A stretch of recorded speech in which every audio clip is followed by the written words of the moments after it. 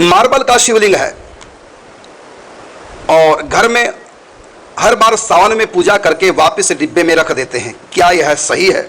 आप कुछ बताएंगे इसके बारे में? मार्बल के शंकर जी शिवलिंग और सावन में निकालते हैं, बस पूजा करते हैं, फिर उसको रख देते हैं डिब्बे में बंद करके पेटी में, 11 महीने तक वहीं रहते हैं, फिर अगले साल फिर सावन में निकाल लेते हैं। तो क्या करना चाहिए, या ये सही कर रहे हैं? अगर सही नहीं तो फिर क्या करें? सर प्रथम पूज्य श्री महाराज जी के चरणों में साष्टांग दंडवत प्रणाम। यदि महाराज श्री ये किसी निमित्त से 1 महीना के लिए करना चाहते हैं, नैमित्तिक पूजा, यानी ये नैमित्तिक पूजा के अंतर्गत, नित्य पूजा के नहीं, तो नैमित्तिक पूजा के लिए मृत्तिका का शिवलिंग का विधान किया गया है। तो उसके लिए मृत्तिका का शिवलिंग बना के फिर उसका आराधना कर सकते हैं, लेकिन प्रस्तर के नहीं, धातु के नहीं। धातु के नहीं। इनका यदि एक बार इनका आवाहन हो गया तो फिर इनका तो विसर्जन होता नहीं। जी विसर्जन होता नहीं, इनका नित्य सेवा होना ही चाहिए। बिल्कुल जी। तब ये क्या करें फिर? इनको तो सेवा गलत कर रहे हैं, ये गलत कर रहे हैं। तो फिर सुधारे क्या करें? फिर इनको नित्य सेवा करें, इनका डिब्बा में तो बिल्कुल ना रखें, ये तो अपमान है बिल्कुल। क्योंकि एक बार जब आवाहन हो गया तो उसमें साक्षात शिव जी आ गए, जब शिव जी आ गए फिर उनको डब्बा में बंद कर रहे हैं, यानी किसी बच्चे को पहले दूध पिलाया और फिर उसको डब्बे में बंद कर दिया वैसी बात हो गई। तो इनमें जब आवाहन कर लिया तो साक्षात शिव जी होंगे, फिर इनको डब्बा में बंद करके तो ये अपराध है। अच्छा, यदि ये 12 महीने पूजा नहीं कर सकते, समय नहीं है, कोई भी कारण रहा हो, केवल सावन के महीने के लिए ही पूजा करते हैं, तो फिर ये क्या करें?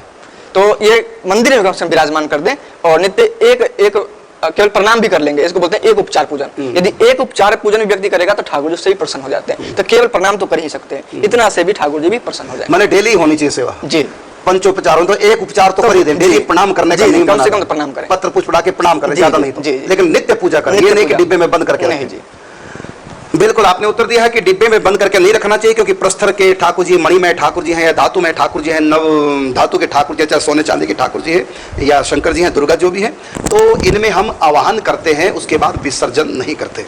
अर्थात एक बार आवाहन कर दिया, हमने आसन दे दिया ठाकुर जी को, शंकर जी को, और लगे पूजा करने, फिर वो नित्य पूजा होनी चाहिए। लेकिन आप नित्य पूजा न करके नैमित्तिक पूजा करें केवल सावन भर में, तो बिल्कुल कर सकते हैं नैमित्तिक पूजा, लेकिन नैमित्तिक पूजा का विधान है, उसमें आह्वान विसर्जन दोनों किए जाते हैं। नैमित्तिक का मतलब है किसी विशेष त्योहार में या नवरात्रों में या पूरे सावन का महीना किसी निमित्त से हम पूजा जो करते हैं, नैमित्तिक पूजा उसको बोलते हैं। नैमित्तिक पूजा हमको प्रस्तर के भगवान या फिर धातु में नहीं करनी चाहिए, उसमें हमको मृत्तिका के मतलब मिट्टी के बनाकर, शंकर जी मिट्टी के बना लो, 1 महीना के लिए उसमें आवाहन करो, फिर 1 महीने बाद विसर्जन करना होता है।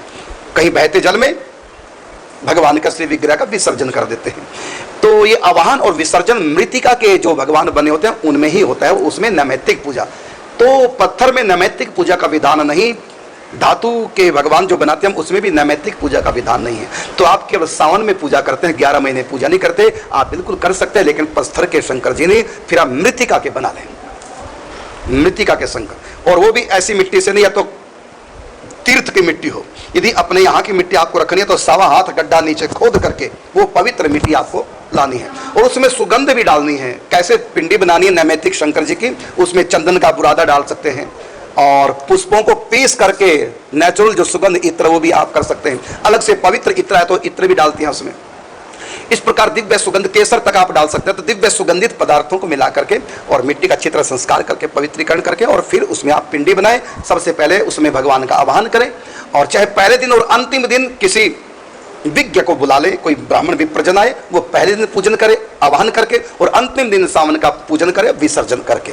तो यदि आप आवाहन विसर्जन की विधि नहीं जानते तो आप पंडित जी को 2 दिन के लिए बुला लें, सावन का पहला और अंतिम। बाकी बीच में आप पंचोपचार, 10 उपचार, 16 उपचार जैसे भी आप जानते हैं और पंडित जी आपको बता देंगे। इस प्रकार आप महीने भर सावन भर शंकर जी की आराधना करें, और फिर उसके बाद आप पंडित जी को बुला करके विधि विधान से पूजन करके, भोग लगा करके, और भगवान का फिर आप विसर्जन कर सकते हैं। तो आपको नैमित्तिक पूजा यदि सावन की करनी है तो उसमें आवाहन विसर्जन दोनों करने होते हैं, और ये मृत्तिका के शंकर जी, मृत्तिका के भगवान होते हैं, तब उसका ही विधान है। आप तो नैमित्तिक पूजा कर रहे हैं, लेकिन कर शंकर जी की प्रस्थरु में शंकर जी के यहाँ विसर्जन का विधान नहीं होता। फिर आप बिना विसर्जन की उनको ज्यों का त्यों रख देते हैं, फिर अगले साल निकालते हैं, इसमें आपको अपराध पड़ता है, और भगवान शंकर आपको क्षमा करें, तो आगे गलती न करें। अब आपको हमारे माध्यम से शंकर जी ने आपको जानकारी दे दी।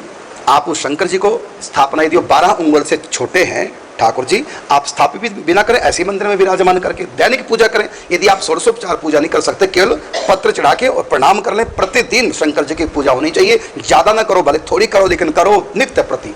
क्योंकि यदि हम शंकर जी के नित्य प्रति पूजा न करें, मंदिर में भगवान हमने स्थापित कर दिए और कभी मूड आया तो नहीं की उपासना, तो फिर उससे दोष लगता है।